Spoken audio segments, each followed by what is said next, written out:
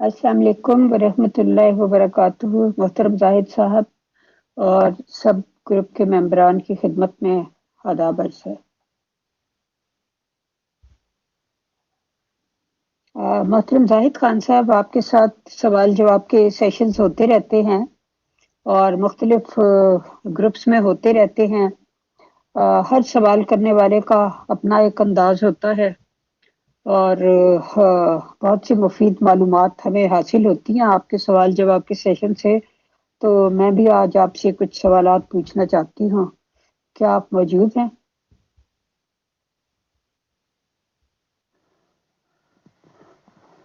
बहुत बहुत शुक्रिया सच्चे लम्हात खुदा के साथ ग्रुप का मुझे इनवाइट करने पर। और ये अपॉर्चुनिटी कि सब लोगों को खुदा का पैगाम पहुंच जाए और इंसानियत खुदा के नज़दीक आ जाए। So well, I am very well prepared here and waiting for you.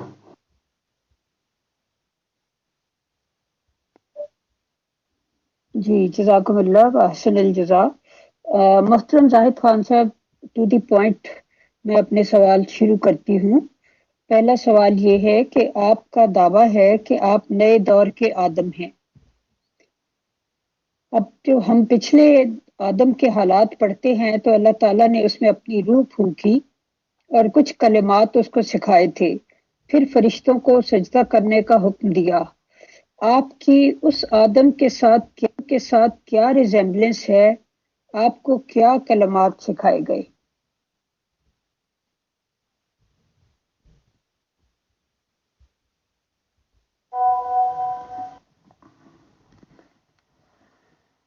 जितने भी आदम आए हैं माजी में, उनको खुदा ने ये कहा था कि ऐलान कर दो कि वो ज़माना जो नई ज़मीन और नया आसमान है, उस ज़मानों के अंदर मैं इंसान के साथ रहूंगा और वो मुझे जानेंगे और मेरी कदर कीमत को जानेंगे। वो क्या थी कदर कीमत? वो अल्फाज कि मैं मोहब्बत का पैदा करने वाला हूं। मोहब्बत थी, लेने वाला कोई नहीं था। इसको देने के लिए सारी मखलूकात को पैदा किया है। ये नए आदम के कलामात हैं जो खुदा ने मुझे पहले सिखाए कि अब इस ज़मीन के वारिस अहले दिल होंगे। इन कलामात से जो नतीजा निकलेगा कि इंसान खुदा की कदर कीमत को जान जाएगा। उसके बाद जितने भी कलामात निकलेंगे वो ये होगा जो खुदा ने हर आदम को कहा था। जो तूने सुना है, जो तूने देखा है, मुशाहिदा, और जो सफर किया है वो बता दे। बस वही चाबी थी जिससे इंसान, दूसरी मखलूकात और खुदा सेटल डाउन होंगे, आपस में मिलेंगे एक संगम के ऊपर। उन्होंने क्यों नहीं बताया? उनकी नस्लों में जो अंबिया थे, उन्होंने क्यों नहीं बताया? उसके मुतालिक मैंने बहुत कुछ लिख दिया है। आप दुआ करें और उनसे पूछें, और अगर हकीकत जानना चाहती हैं तो वो मैं बता चुका हूं।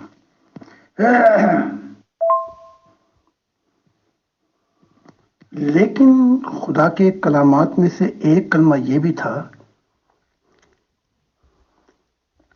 कि वो जो सब कुछ छुपा हुआ है उन जन्नतों को मैं जाहिर कर दूंगा, यानी कि वो वादा पूरा हो जाएगा। میں نیا آدم یہ اعلان کرتا ہوں، دعویٰ نہیں کرتا۔ خدا نے کہا اعلان کرتے کہ وہ جو وعدہ تھا وہ تو نے پورا کر دکھایا۔ اب انسان اور خدا ایک سنگم پہ ملیں گے۔ میں نے اس توحید باری تعالیٰ کی منزل کی بنیاد رکھ دی ہے، تو خدا نے مجھے اپنا دل کہہ کے کہ تو میرا دل ہے جہانوں میں، اور زمین کا مسیح نہیں بلکہ آسمانوں کا مسیح ہے، تو میں نے اپنے وعدے سچے کر دکھائے اور خدا نے اپنے وعدے سچے کر دکھائے۔ محترم زاہد خان صاحب، تفصیلی جواب کا بہت بہت شکریہ، لیکن آپ کے جواب سے ایک اور سوال پیدا ہو گیا، وہ یہ کہ آپ نے فرمایا کہ ان سے پوچھیں، ان انبیاء سے، کہ انہوں نے کیوں نہیں بتایا جو کچھ انہیں بتانے کو کہا گیا تھا۔ اب ان سے پوچھنا تو ہمارے لیے مشکل ہے، لیکن آپ سے یہ ضرور میں پوچھنا چاہوں گی کہ انہوں نے جو کچھ بتایا، یعنی جتنا کچھ انہوں نے بتایا کہ وہ خدا تعالیٰ کی طرف سے بھیجے گئے ہیں اور انسانیت کی اصلاح کے لیے آئے ہیں وغیرہ وغیرہ، جو بھی ان کی تعلیمات تھی، تو جتنی انہوں نے بتائی اس پہ کون سا لوگوں نے عمل کر لیا؟ حضرت نوح علیہ السلام کے پاس ایک کشتی کی سواریاں ہی تھی نا، یعنی اتنے کم لوگ ان پر ایمان لائے، اور باقی پھر جانوروں کے جوڑے اور پرندوں کے اور وغیرہ وغیرہ۔ اور پرندوں کے جوڑے کے بارے میں بھی ذرا تفصیل بتائیے گا کہ وہ کس لیے، وہ تو اڑ بھی سکتے تھے، سیلاب میں انہیں کیا مسئلہ تھا، وہ تو اڑ کے بھی اپنی جان بچا سکتے تھے، تو پلیز اس کا جواب دیجیے، شکریہ۔ وہ وقت بھی دیکھا ہے تاریخ کی گھڑیوں نے، جب لہموں نے خطا کی تھی، صدیوں نے سزا پائی۔ خدا کی ذات اس وقت کو جو گزر گیا بار بار دہرا کر واپس لاتی ہے کہ شاید اس دفعہ انسانیت صحیح فیصلہ کرے، شاید اس وقت یہ سمجھ جائیں۔ تو 6000 سال کا جو دور گزرا ہے یہ کمپلیٹ ہو جاتا ہے نئے آدم کے لیے۔ لیکن یہاں جو بات بہت غور و طلب کی ہے وہ یہ ہے کہ پہلی بنیاد ہی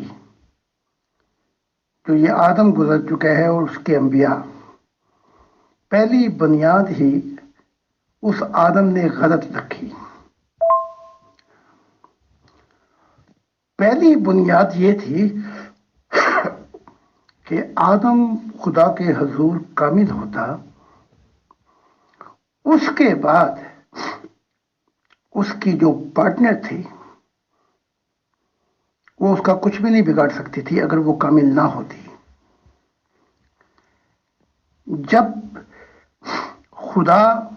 جب آدم سچے رستے سے بھٹک گیا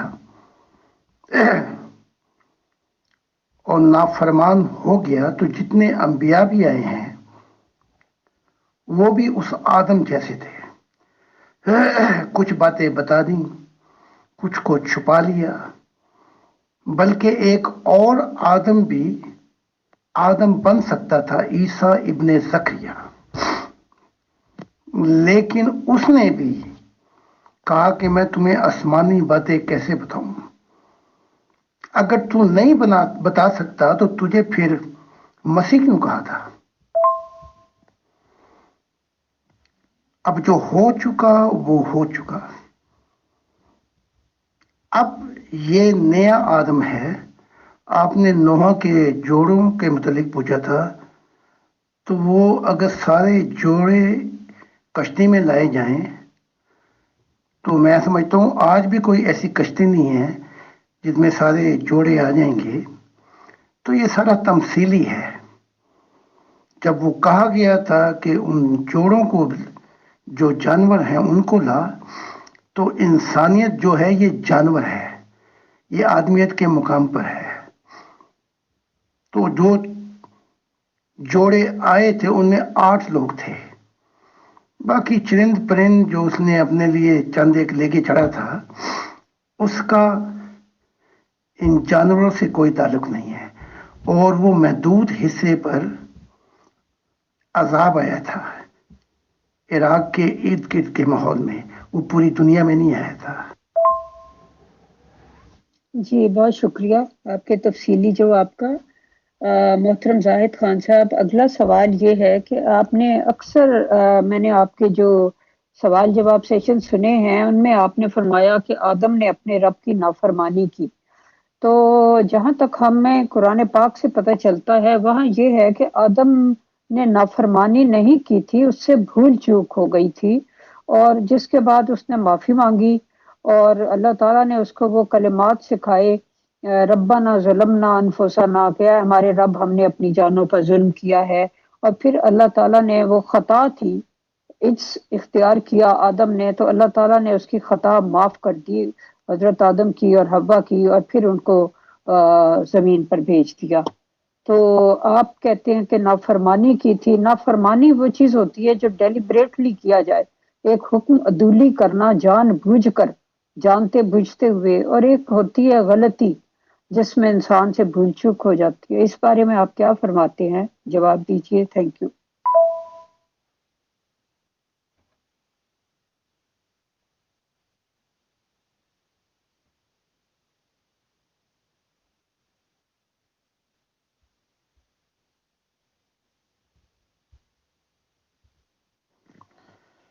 کیا آپ نے یہ نہیں پڑھا قرآن میں کہ وہ سچے رستے سے بھٹک گیا، اور اے آدم کی اولاد، کہیں تمہیں بھی ابلیس ننگا نہ کر دے؟ تو اب مسئلہ یہ ہے کہ قرآن یونیورسل کتاب نہیں ہے، اور کتابوں کا بھی مطالعہ کریں تو وہاں بالکل صاف پتہ لگتا ہے کہ آدم نے دانستہ غلطی کی۔ معاف تو وہ کر دیتا ہے، لیکن اس کے کانسیکوینسز کیا ہیں؟ معاف تو وہ کر دے گا، لیکن اس کے بعد جو اس غلطی کو کون ٹھیک کرے گا؟ اس کے بعد پھر انبیاء آئے، اور وہ غلطی آج تک ٹھیک نہیں ہو سکی، اور انسانیت بھٹک رہی ہے۔ کوئی مذہب انسانیت کو اس سنگم پہ نہیں لا سکا جہاں خدا کا وعدہ پورا ہو جائے۔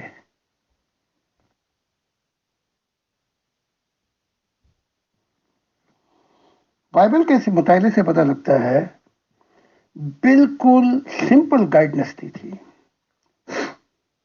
کہ اگر اس درخت کا پھل کھایا تو کانسیکوینسز کیا ہوں گے، اور اس نے پھر دانستہ اس کا پھل کھایا، معاف کر دیا، لیکن اس خاندان کا کیا ہوا یہ کانسیکوینسز دیکھنے ہم نے۔ پھر ہوا کیا؟ قائن نے حابل کو قتل کر دیا، حوا چھوڑ کے چلی گئی آدم کو۔ اس کے بعد جو کچھ ہوا یہ لمبی داستان ہے۔ نبی آتے رہے، اور انسانیت نے کیا رسپانس دیا، نبیوں نے کیا غلطیاں کی ہیں، وہ جو کچھ خدا نے مجھے کہا وہ میں نے سب کچھ بتا دیا ہے۔ تو معاف کر دینا اور پھر اس غلطی کو ٹھیک کرنا، یہ دو چیزیں ہیں، ان کو یاد رکھنا ہے آپ نے۔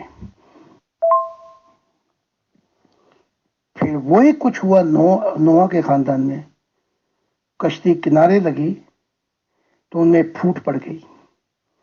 وہی ابراہیم کے خاندان میں ہوا، یعنی کہ یہ خاندان نبیوں کا جو آدم سے سلسلہ شروع ہوتا ہے، خاندانوں میں پھنس کے یہ ایک دوسرے پہ ظلم کرتے رہے۔ پھر ان سے جو سوسائٹی نکلی ہے اس کا بھی مشاہدہ کر لیں، وہ بھی ظالم تھے، لڑائی جھگڑے مار کٹائی جہاد، آج تک یہ جہاد پیچھا نہیں چھوڑے۔ پھر اس کے بعد جو دنیا وجود میں آئی ہے، عیسیٰ سے عیسائیت، محمد سے اسلام، یہ بھی ایک دوسرے کے خون کے پیاسے ہیں۔ ان کا تیسرا بھائی جو ہے وہ بنی اسرائیل ہے، جس کو جہنم میں فصیلت دی گئی تھی، اس پہ بھی لعنت پڑی۔ میں نئے باب، نئی ابتدا کرنے کے لیے آیا ہوں، میں ان کی غلطیوں کو ٹھیک کرنے کے لیے نہیں آیا، میں نئی تعلیمات بتانے ہیں۔ بہت بہت شکریہ محترم۔ اب میں ایک اور سوال کرتی ہوں، وہ یہ ہے کہ چونکہ انسان کے لیے، آدمی کے لیے بشر کا لفظ استعمال ہوا ہے، قرآن کریم میں بھی اور باقی بکس میں بھی اکثر جگہ بشر کہہ کر اس کو مخاطب کیا گیا ہے، تو بشر کا لفظ جو ہے وہ دو ان سے لفظوں سے مل کر بنا ہے۔ ب کا مطلب ہے ساتھ اور شر کا مطلب ہے شر۔ تو کہا یہ جاتا ہے کہ جب اس کو پیدا ہی شر کے ساتھ کیا گیا تو پھر یہ مجسم خیر کیسے بن سکتا تھا؟ اس کا جواب دیجیے برائے مہربانی، بہت شکریہ۔ الفاظوں کے ہیر پھیر میں منزل جو ہے وہ دور ہو جاتی ہے۔ جب انسان کامل ہو جاتا ہے تو الفاظ سخت ہو جاتے ہیں۔ پہلی بات تو یہ ہے، اس بشر کو مائکرو کاسموس بھی کہا جاتا ہے۔ اس کے اندر فرشتوں کے صلاحیتیں بھی ہیں، جنات اور دوسری مخلوقات کی بھی۔ اب تو سائنس یہ کہتی جہاں جہاں ہم پہنچیں گے، جو کچھ ہمیں ذرے ملیں گے دوسری کائناتوں میں، وہ اس انسان کے اندر ہے۔ تو اس کی صلاحیتیں بہت وسیع ہیں۔ اب اگر ان صلاحیتوں کو، ان گائیڈنس کو خدا کی طرف یہ گھماتا ہے تو منزل ہے، اپنی طرف گھماتا ہے تو پھر بکھیرے ہیں۔ عیسیٰ ابن زکریا، جسے آپ عیسیٰ ابن مریم کہتے ہیں، وہ کیا کہتے ہیں؟ یہ بشر تو غالباً عربی کا لفظ ہے نا، اس کی تفصیلات میں جائیں گے تو ہزاروں کتابیں لکھنی پڑیں گی۔ وہ انسان کہتے ہیں، وہ کہتے ہیں انسان کو چاہیے کہ وہ کامل ہو جیسے اس کا باپ کامل ہے جنتوں میں۔ تو جو کہنے والا ہے وہ خود بھی منزل پہ پہنچا ہوا ہے۔ بشر پیچھے رہ جاتا ہے، شر بھی پیچھے رہ جاتا ہے جب انسان نفس امارہ اور نفس لوامہ کی حالتوں کو چھوڑ بیٹھتا ہے۔ پھر اس کے لیے لفظ انسان آ جاتا ہے، لفظ نفس مطمئنہ آ جاتا ہے، نروان آ جاتا ہے، انلائٹمنٹ آ جاتی ہے۔ الفاظوں کا ہیر پھیر نہیں، جو منزل پہ پہنچ گیا اس کی یہ منزل تھی۔ اگر اس راہ میں وہ پھیرے لگاتا رہا تو یہ اس کی بشر اور شر تھا، ورنہ تعلیمات واضح ہیں۔ جی بے شک، آپ نے درست فرمایا کہ ترقی کا سفر انسان طے کرتا رہتا ہے اور آخر کار نفس مطمئنہ تک پہنچ جاتا ہے۔ اب ایک اور سوال جو میرے ذہن میں آ رہا ہے وہ یہ ہے کہ کئی آدم آج آئے اپنے اپنے زمانے میں، اور بے شمار انبیاء آئے جن کی تعداد 1,24,000 بتائی جاتی ہے۔ آپ فرماتے ہیں وہ 1,48,000 تھے، بلکہ شاید اس سے بھی زائد تھے۔ تو انبیاء بدلتے رہے، نئے نئے انبیاء آتے رہے، آدم بھی بدلتے رہے، تو ابلیس بھی کیا بدلتے رہے یا ابلیس وہی پرانا ہے؟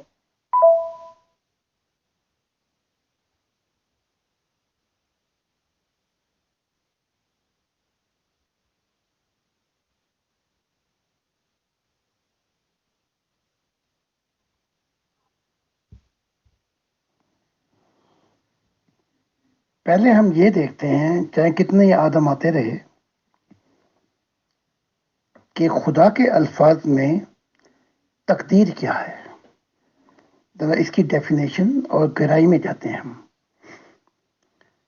حق تعالیٰ کی ذات کہتی ہے کہ یہ انسان کی تقدیر میں ہے کہ وہ منزل پہ پہنچے اور ساری انسانیت ایک سنگم پہ آئے گی. یہ وہ تقدیر بتا رہا ہے. بیماری اور حادثات نہیں ہوں گے، یہ وہ تقدیر بتا رہا ہے. میں دکھائی دینے والا خدا ہوں گا، یہ وہ تقدیر ہے، وہ خود بتا رہا ہے. اور 100 سال کی زندگی یہ جسم پائے گا، یہ وہ تقدیر بتا رہا ہے. موت ہار جائے گی، یہ وہ تقدیر ہے. اور میں ہمیشہ اس کے ساتھ رہوں گا، یہ تقدیر ہے. اب آتے ہیں دوسرے سوال. بڑی سیولائزیشن آئیں، ان میں آدم بھی آئے، لیکن اتنی ٹیکنالوجی ترقی کر چکی تھی ماضی میں جو ابھی ہم نہیں کر سکے. لیکن وہ اپنی سائنس کا شکار خود ہی ہو گئے اور اپنے آپ کو تباہ کرتے رہے. اور انسان چاہے تو اس منزل کو سیدھا حاصل کر لے اور چاہیں تو گھومتا رہے، جسے کہتے ہیں اگمان. اب سوال یہ ہے کہ کیا ابلیس بھی بدلتا رہتا ہے؟ ہاں، ابلیس بھی بدلتا رہتا ہے. جیسے آج ہماری عادات کچھ اور ہیں، کل خیال اور ہوں گے، اور ہمارے اندر کے انداز اور ہوں گے. انسان وقت کے ساتھ ساتھ بھی بدلتا ہے، دوسری مخلوقات بھی بدلتی ہیں. اب ابلیس کا اصل راز بتاتے ہیں.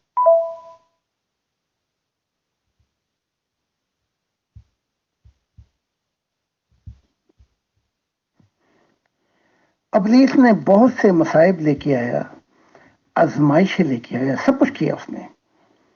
خدا نے اس کو ایک وقت دیا تھا متعین، اس وقت میں جو کچھ تو نے کرنا ہے کر لے. وہ 40 سال گزر گئے. پھر ایک رات وہ آیا اور اس نے کہا میرا وقت تو گزر گیا، اب تو کون سا بدلہ لے گا مجھ سے؟ جو آنے والے ہیں ان کو کیا بتائے گا میرے خلاف، تاکہ مجھ سے اور بھی نفرت کریں. تو اس رات میں نے اس کو بتایا ہاں میں بھی بدلہ لوں گا، لیکن یہ بتاؤں گا کہ انسانی کائنات سے پہلے تیری محبت کا عالم کیا تھا. وہ ہم کلامی ہے خدا کے ساتھ کتاب. تو نے کتنے لوگوں کو خدا سے ملایا تھا، کتنی مخلوقات کو. تیرے وہ گیت، وہ نغمے خدا کے لب پہ آتے ہیں. میں اس کو بتاتا چلا گیا، وہ کتاب پڑھ لیں. اس دن کے بعد میرے لیے وہ بدل گیا اور میرے مشن کا راستہ چھوڑ گیا. حتیٰ کہ اس نے یہ کہا کہ اب میرے لیے راستہ ہوگا کہ میں بھی خدا کو مل لوں. تو ابلیس بدل گیا ہے.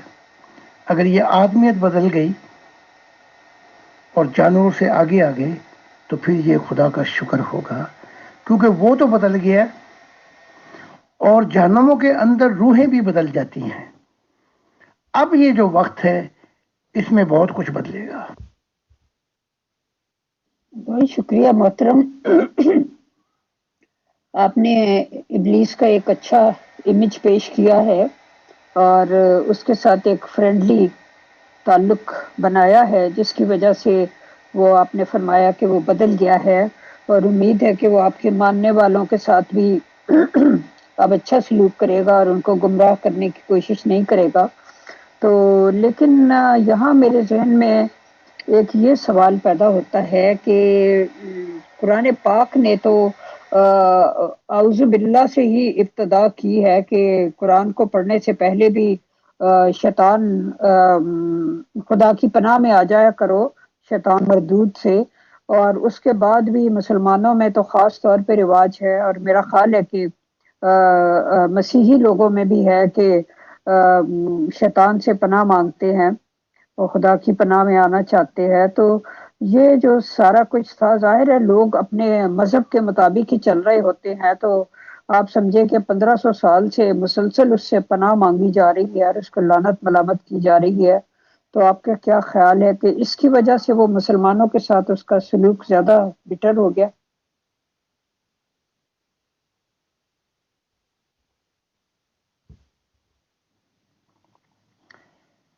جب جب آپ گناہ میں کسی کے پارٹنر ہو جائیں،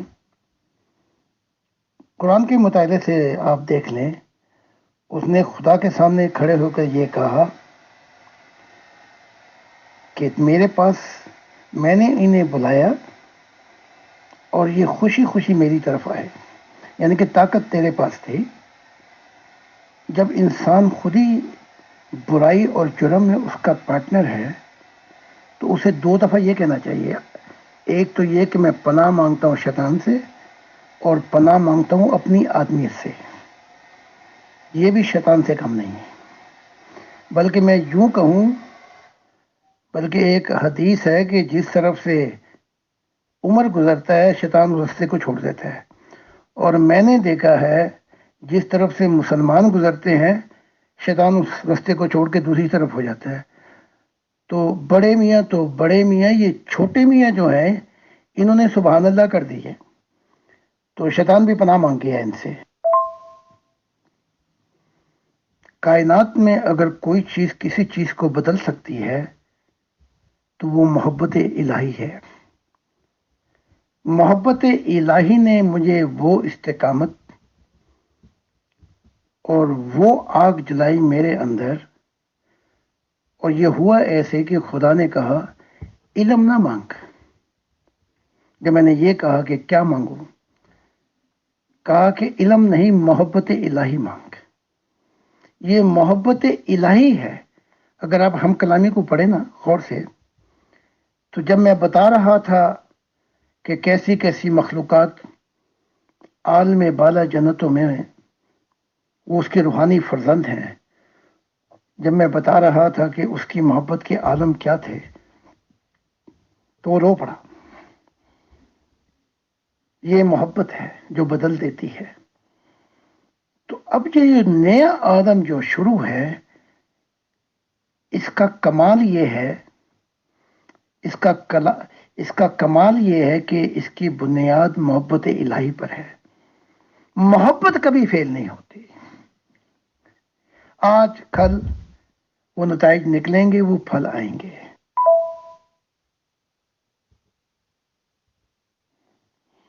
اب عیسیٰ نے اس کا ایک امیج پیش کیا ہے شیطان کا، وہ خونی ہے، وہ قاتل ہے، اس کے اندر خون ہے۔ ٹھیک ہے، یہودیوں نے بھی یہی نقشہ پیش کیا، قرآن نے تو کمال کر دی۔ لیکن اس کے بعد کیا ہوا؟ جو نقشہ انہوں نے پیش کیا، جو بدلہ لیا انہوں نے، اس کے بعد جو گناہ گار پارٹنر ہے انسان تو کہنا بڑی توہین ہے اس کو، اس نے پھر عیسائیت، یہودیت اور مسلمانوں کا کیا حال کیا؟ ایسے ہی دوسرے مذہبوں کا۔ تو ہم نے اس ڈگر کو چھوڑ دیا، نئے آدم نے۔ ہم نے اس کی محبت جو کسی وقت میں فرشتوں سے بھی اوپر تھی وہ بیان کی ہے، جو انسانوں سے بھی اس نے کروڑوں سال، خربہ سال سلوک کیا، ان کو راہ دکھاتا رہا، اور آخر میں خدا کو کہہ گیا کہ یہ نہایت ناشکر گزار ہیں۔ ہم نے تو وہ چیزیں پیش کی ہیں، تو اس محبت الہی کے اندر وہ ہم سے کیا بدلہ لے گا؟ وہ تو اب میرے ساتھ کام کرنا چاہتا ہے کہ خدا کی دنیا۔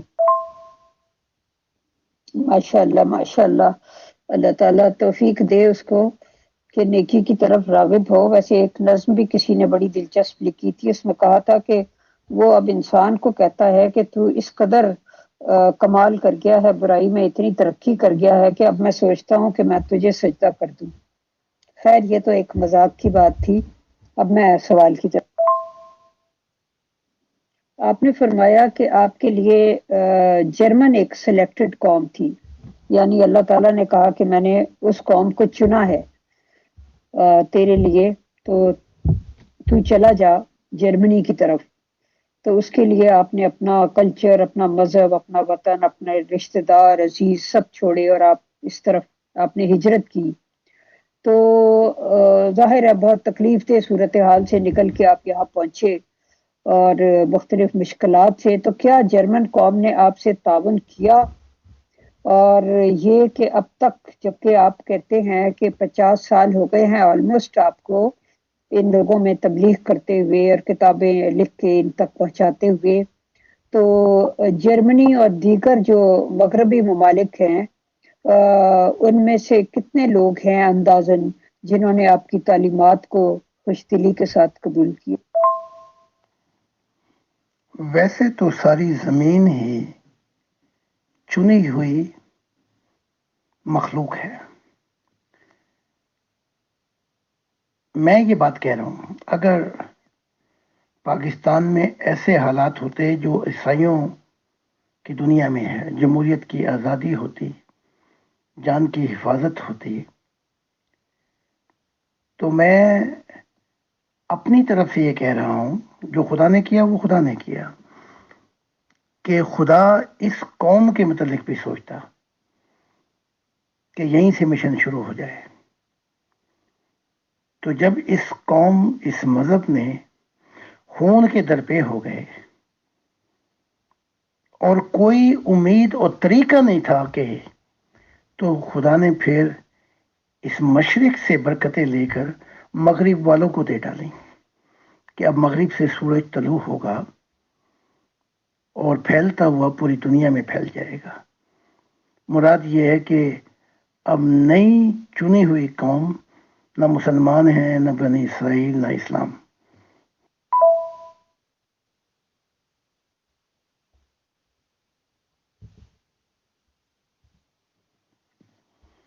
بڑی مشکلات کے بعد جو کچھ مصائب اور مصیبتیں آئیں، میں جب جرمنی میں آیا تو ایک چیز انصاف سے کہنی پڑتی ہے کہ یورپ کے کسی ملک میں ایسا نہیں ہوا کہ عیسائیت میری جان کے در پہ ہو.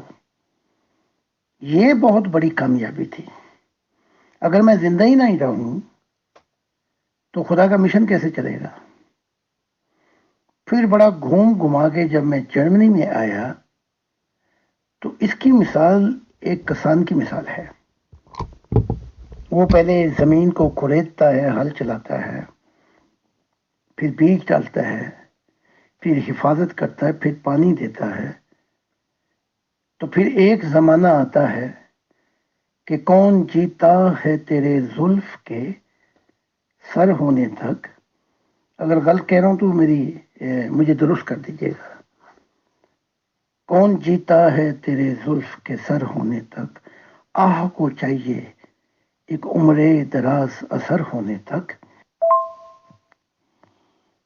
یہ قوم جو عیسائیت کی ہے، جمہوریت کی، انہوں نے اگر میری تعلیمات کو نہیں مانا شروع میں تو میرے قتل کے بھی درپے نہیں ہوئے. اور میری تعلیمات کو سن کر یہ بھی نہیں کہا کہ میں شیطان ہوں، اپنا پوائنٹ آف ویو پیش کرتے رہے. پھر کسان کی طرح وقت گزرتا گیا. اب کوپلے جو ہیں وہ پھوٹنے لگی ہیں. اب تعلیمات جرمنی میں نہیں بلکہ یورپ کے دوسرے ملکوں میں بھی نیٹ بن رہے ہیں. اب یہ کہ کتنی تعداد ہے یہ میں ایک مسلط کے تحت آپ کو نہیں بتاؤں گا، کیونکہ جرمنی کے اندر جب آپ ایک ایگزیکٹلی تعداد بتاتے ہیں تو پھر ٹیکس کے معاملات ہیں اور بڑی مصیبتیں ہیں. ہاں یہ کہہ دیتا ہوں کہ اب خدا 50 سال کی بعد اس تعلیمات کو بڑی تیزی کے ساتھ پورے یورپ میں پھیلا رہا ہے اور دوسرے کانٹیننٹل میں بھی پھیلا رہا ہے. اور میں دیکھ دیکھ کے باغ ہو رہا ہوں کہ اب وہاں پہ پھل آ رہے ہیں جو چراغ ہم نے جلائے ہی نہیں تھے، خود ہی جل پڑے.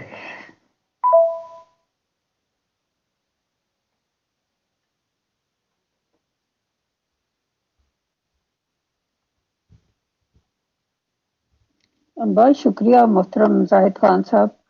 میں یہ سمجھتی ہوں کہ مسلمانوں کو تو آپ سے اختلاف یا غصہ یا دشمنی تب سے شروع ہوئی جب آپ نے کرمنل ایکٹ آف محمد صلی اللہ علیہ وسلم لکھی. تو عیسائیوں کو جو دشمنی ہے وہ صرف اس بات سے ہے کہ آپ حضرت عیسیٰ علیہ السلام کے والد آپ فرماتے ہیں کہ زکریا علیہ السلام ان کے والد تھے۔ اب میں سوال کی طرف،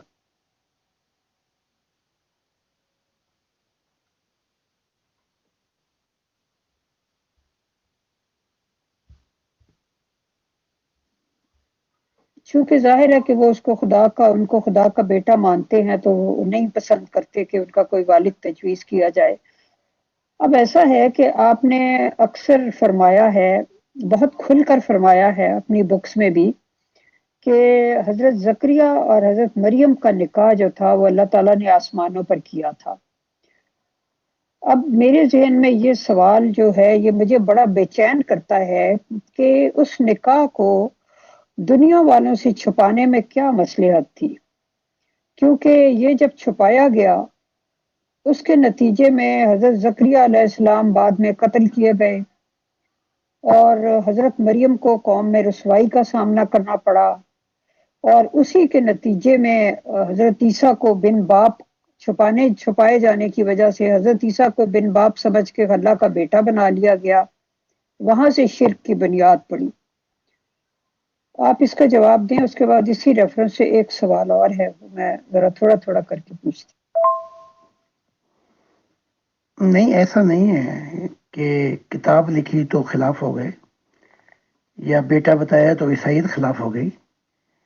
صرف یہ کہ نبوت کا اعلان جب ہوا صرف، تو وہیں پہ قاتلانہ حملے ہوئے۔ کتاب تو خیر بڑی بعد میں آئی ہے۔ تو جب میں نے عیسائیت کو یہ بتایا کہ میں مسیح ہوں تو وہ اسی وقت خلاف ہو گئے۔ وہ زکریا وہ تو تعلیمات بعد میں آئی ہیں۔ تو ان کی دونوں کی دم پہ پیر اتنا رکھنا کافی ہے کہ آپ یہ کہہ دیں مسلمانوں کو کہ میں نبی ہوں، تو اسلامی ملکوں میں تو آپ کی خیر نہیں، اور عیسائیت کے ملکوں میں یہ کہہ دیں کہ میں نبی ہوں لیکن خدا سے خود فیض پایا ہے، تو عیسائیت کی نفرت میں بھی کوئی خیر نہیں۔ یہ بات نہیں ہے۔ اچھا، بات ہے آپ کے سوال کی طرف۔ جتنے بھی انبیاء آئے ہیں وہ اپنی قوم کو یہ کہتے رہے کہ اگر میں تمہیں وہ تعلیمات بتاؤں جو خدا نے مجھے دی ہیں تو تم کیوں کر میرا یقین کرو گے۔ اس کے بعد جو کچھ بتایا وہ ہاریزنٹل تھا۔ ہاریزنٹل ہوتی ہیں تعلیمات جو سماج کے اخلاق اور ان کے لیے قوانین مرتب کیے جائیں۔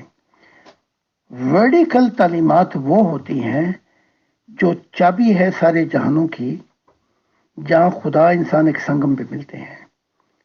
یہی بات اسلام میں بھی ابو ہریرہ کہتے ہیں جو باتیں میں نے سنی ہے اگر میں بتا دوں تو تم مجھے ذبح کر دو گے۔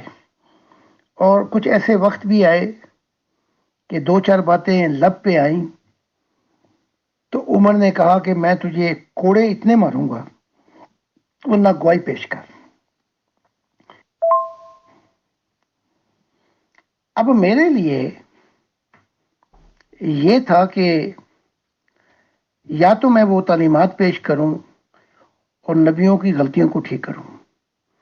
اس میں خدا نے میرے لیے بھلائی یہ کی کہ جو نبیوں نے بتایا اپنے باروں میں وہ میں نے کتاب میں لکھ دیا، تاکہ ان کی امتیں دیکھ لیں انہوں نے کیا کیا گل کھلائے ہیں۔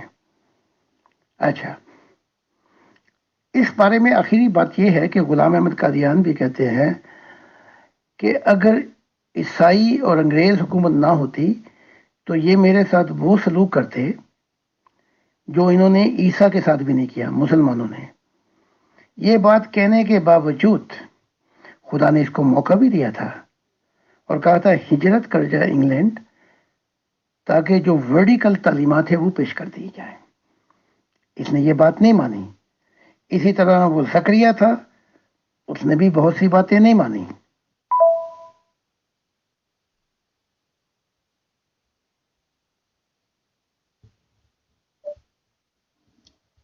جی محترم زاہد خان صاحب، ایک یہ بھی بات ہے کہ حضرت زکریا جب قتل ہوئے تو ظاہر ہے کہ جو ان پر الزام تھا وہ بھی اناؤنس کیا گیا ہوگا، تو اس وقت میں ان کا بیٹا یحییٰ بھی وہاں پہ موجود تھا، اور حضرت عیسیٰ علیہ السلام بھی انہی لوگوں میں رہتے تھے اور وہ بھی وہاں پہ موجود تھے. تو جب یہ الزام لگا کے انہیں ذبح کیا گیا ہوگا، قتل کیا گیا ہوگا، تو ہر کسی کو پتہ چل گیا ہوگا کہ ان کا گناہ کیا تھا. تو اس کا مطلب ہے کہ حضرت یحییٰ علیہ السلام کو بھی پتا تھا کہ ان کا باپ کیوں قتل کیا جا رہا ہے، اور حضرت عیسیٰ علیہ السلام کو بھی پتا تھا. تو پھر ظاہر ہے کہ حضرت مریم کے شوہر جوزف کو بھی یہ بات پتہ چل گئی ہوگی کہ اب تک جو کہہ رہی تھی کہ میں روح القدس سے حاملہ ہوں، تو وہ تو بات کچھ اور تھی.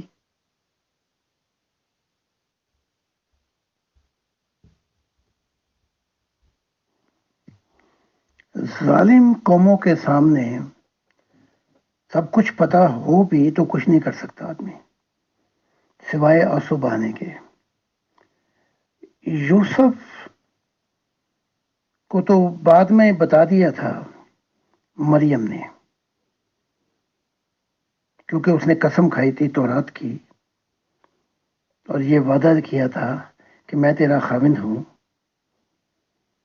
تو جب یہ مصر کی طرف گئے اس بادشاہ کے ڈر سے کہ وہ کہیں مارا نہ جائے، یہ مارے نہ جائیں، تو وہاں یہ بات واضح ہو گئی تھی اور اس نے ایکسیپٹ کر لیا تھا یوسف نے، کیونکہ اس کے خوابوں میں آ کر فرشتوں نے اس کو بار بار تاکید کی تھی.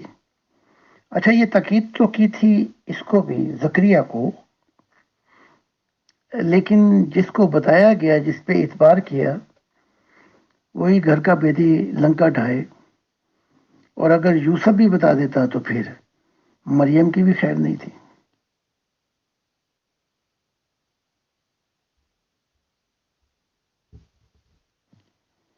جیسا کہ پلاٹس بادشاہ جب عدالت میں چاہتا تھا اور عیسیٰ کو کہہ رہا تھا کہ تو اپنے الزامات جو یہودی تجھ پہ لگاتے ہیں جواب دے، تو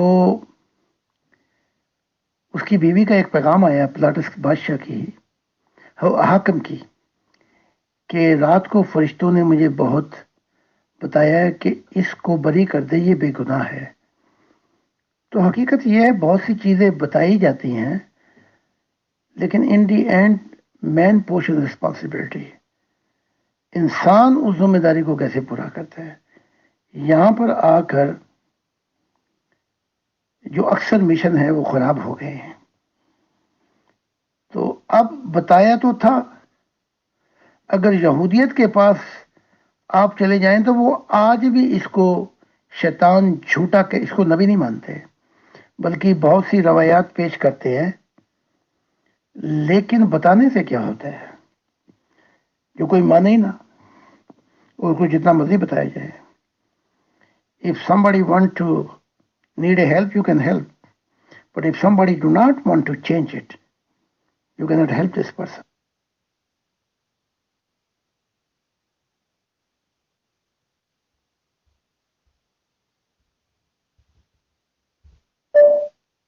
جی ظاہر ہے انسانوں میں تو کمزوریاں ہوتی ہیں، وہ نہیں مانتے، جو چیز ان کو نہیں سوٹیبل لگتی وہ اس کو نہیں مانتے. لیکن اللہ تعالیٰ نے اس بات کو راز رکھا اور اس کے نتائج حضرت زکریا اور حضرت مریم دونوں کے حق میں بہت تکلیف دہ تھے. تو بس یہ بات نہیں میری سمجھ میں آتی کہ جہاں اور لاکھوں کروڑوں اربوں انسان باپ کے ساتھ پیدا ہو رہے تھے، تو جب اس کو بھی باپ کے ساتھ ہی پیدا کرنا تھا حضرت عیسیٰ علیہ السلام کو، تو پھر یہ بات چھپانے کی اللہ تعالیٰ کو کیا ضرورت تھی. بس یہ بات نہیں میری سمجھ میں آتی. اگر آپ یہاں مجھے سیٹسفائی کر سکیں، I will be really really grateful. وہ تو فرشتوں نے مجھے بتا دیا کہ یوسف کے تخم سے وہ مسیح نہیں ہو سکتا تھا. وہ اس تخم سے پیدا ہوتا جس کی کوالیفیکیشن آسمانوں پہ خدا نے بتائی. اچھا، اب خدا تو بہت سی باتیں بتا دیتا ہے، لیکن آپ ذرا حالات پہ بھی غور کیجئے نا کہ وہ حالات کیا تھے. مریم کا جو خاندان تھا اس نے زبردستی اس کی منگنی وہاں کر دی، اور منگنی اور مریم سے تو پوچھا ہی نہیں تھا، اور دوسری طرف ظاہری حالات ایسے تھے کہ زکریا کے ساتھ اس کی شادی نہیں ہو سکتی تھی، وہ بہت بڑا انسان تھا، اور اس کی بیوی بھی تھی الیزابیتھ۔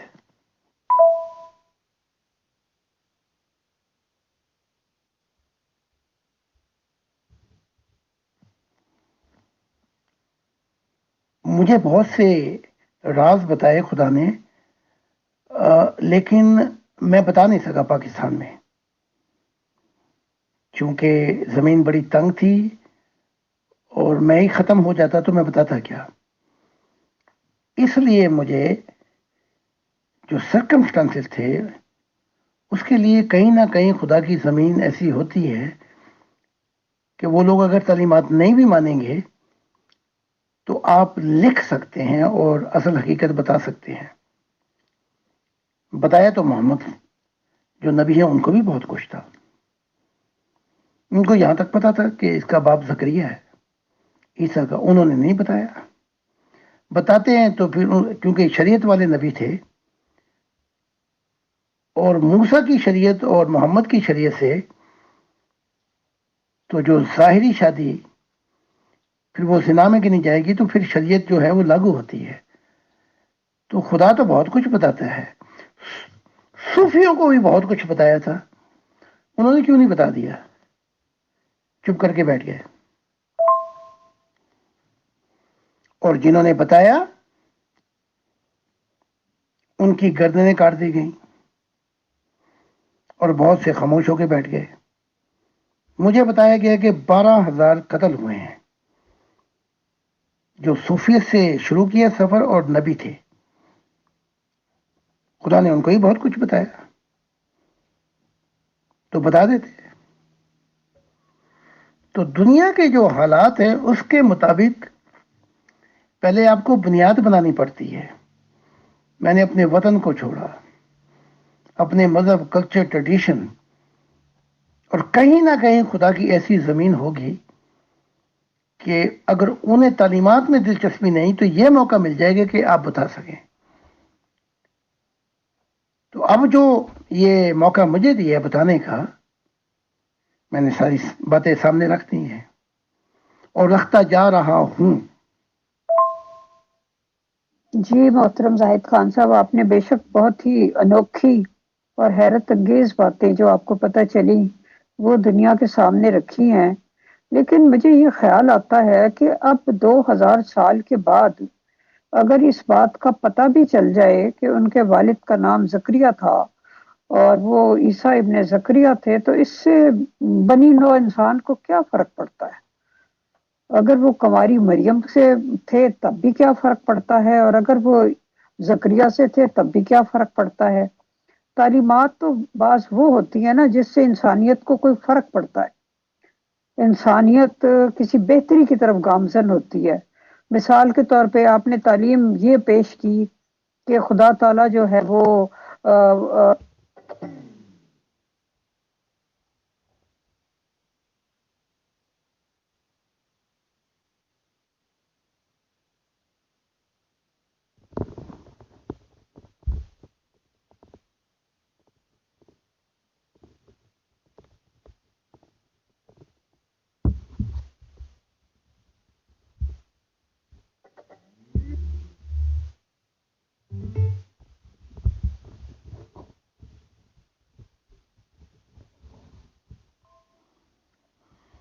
پہلے سوال کا جواب یہ ہے، جی محترم زاہد خان صاحب، آپ نے بے شک بہت ہی انوکھی اور حیرت انگیز باتیں جو آپ کو پتہ چلی وہ دنیا کے سامنے رکھی ہیں، لیکن مجھے یہ خیال آتا ہے کہ اب 2000 سال کے بعد اگر اس بات کا پتہ بھی چل جائے کہ ان کے والد کا نام زکریا تھا اور وہ عیسیٰ ابن زکریا تھے، تو اس سے بنی نوع انسان کو کیا فرق پڑتا ہے؟ اگر وہ کنواری مریم سے تھے تب بھی کیا فرق پڑتا ہے، اور اگر وہ زکریا سے تھے تب بھی کیا فرق پڑتا ہے؟ تعلیمات تو بعض وہ ہوتی ہیں نا جس سے انسانیت کو کوئی فرق پڑتا ہے، انسانیت کسی بہتری کی طرف گامزن ہوتی ہے۔ مثال کے طور پہ آپ نے تعلیم یہ پیش کی کہ خدا تعالیٰ جو ہے وہ محبت دینا چاہتا تھا لینے والا کو۔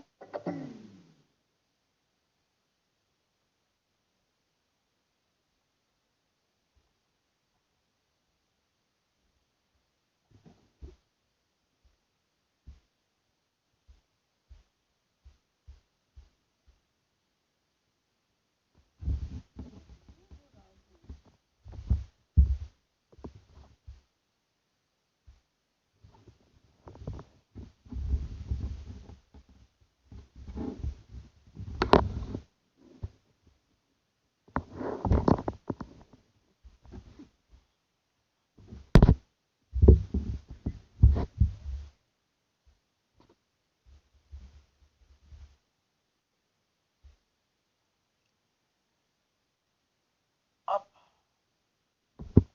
تھوڑا سا وقت لگے گا اور عیسائیت کی عمارت جو شرک پہ ہے، یہ ساری عمارت دھڑام سے زمین پہ آ گرے گی۔ اس کا فائدہ میرے مشن اور نئے آدم اور نئے اہل دل کو ہوگا، کیونکہ میں نے دیکھا کہ آنے والی نسل جو تھی اس نے اس تعلیمات کو مانا، تو یہ شرک کی عمارت جو توحید کے خلاف ہے وہ دھڑام سے گری، اور جب یہ عمارت گری، یہ دیوار گری، تو اس کے بعد لوگوں نے اس تعلیمات کو بھی پڑھا۔ تو ہم بات کر رہے ہیں آگے کی، پیچھے کی بات نہیں کر رہے، جو ہو گیا اس کی تو بات، میں آگے کی بات کر رہا ہوں۔ دھڑام سے گرے گی، اور عیسائیت جو ہے یہ یورپ میں، یہی خدا کی نہیں، ان کی جو نسل تھی خدا کی دنیا کو لانے والے تھے۔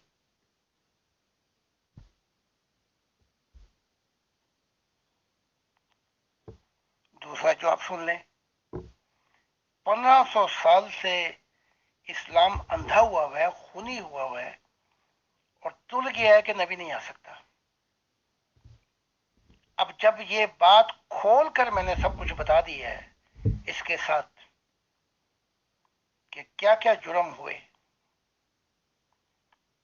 تو یہ اسلام کی عمارت بھی دھڑام سے زمین پہ گرے گی اب۔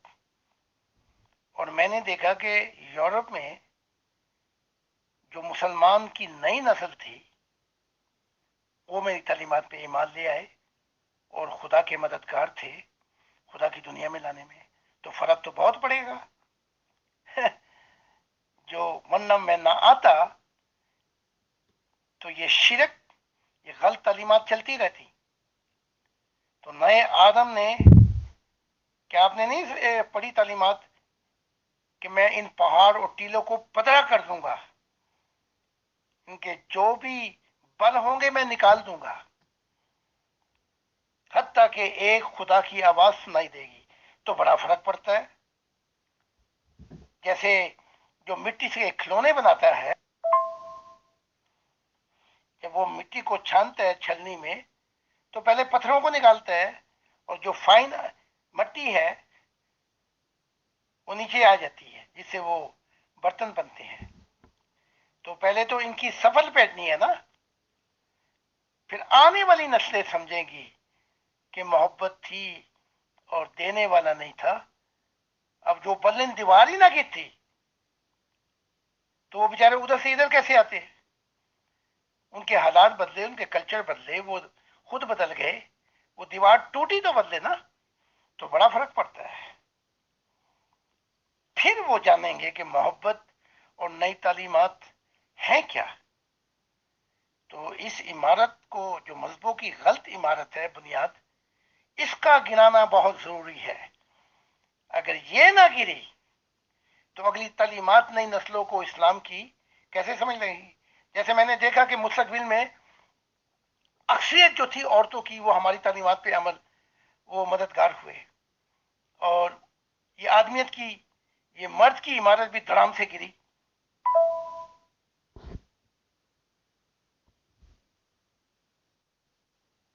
जी मोहतरम, बहुत बहुत शुक्रिया, बहुत ज़बरदस्त दलील दी आपने। मेरे पास सवाल तो बेशुमार हैं, लेकिन तकरीबन 1 घंटा 28 मिनट हो चुके हैं। आप फरमाइए कि आपके पास वक्त है, और अगर नहीं है तो भी बता दीजिए, तो फिर मैं एक आखिरी सिंपल सा सवाल करके इसको ख़त्म करूँगी, और फिर इंशाल्लाह बाकी अगली मीटिंग में। जी आखिरी सवाल करके ख़त्म कर लें। मेरे पास वैसे तो आधा घंटा है, लेकिन मैंने निकलना है घर से। आखिरी सवाल करके हम यहाँ ख़त्म करते हैं। जी बहुत बहुत शुक्रिया, आपने अपना कीमती वक्त दिया। आखिरी सवाल ये है कि मैं ये पूछना चाह रही थी कि क्या आप अभी भी रात को 2 बजे जंगल में जाते हैं और उसी तरह इबादत करते हैं जैसे आप 12 साल किया करते थे? क्या ये आपका मुस्तकिल तरीक है? नहीं, ये मुस्तकिल तरीका नहीं है। एक वक्त था कि वक्त में बड़ी गुंजाइश थी तो मैं जाता था। अब क्योंकि जिम्मेदारियां बढ़ गई हैं और अब भी मैं जब वापस आता हूँ मेरे पास वक्त होता है तो दिल की बेकरारी और बेताबी ये मैं ज़रूर चाहता हूँ। अगर एक हफ्ता मिल जाए जहाँ यहाँ पे काम करने पड़े तो सुकून और मोहब्बत के संग मुझे खींच ले जाता है। लेकिन जो रोज़ाना मैं नहीं जाता, हाँ अगर एक हफ्ते की मोहलत यहाँ हो जाए, सफ़र ना हो, तो मैं 2 दफ़ा लाजमी जाता हूँ। क्योंकि बहुत जिम्मेदारियाँ बढ़ती जा रही हैं, तालीमात का जो मुख्तलिफ ज़बानों में हो रही हैं और बहुत से मसरूफियात हैं, लेकिन मैं जाता ज़रूर हूँ।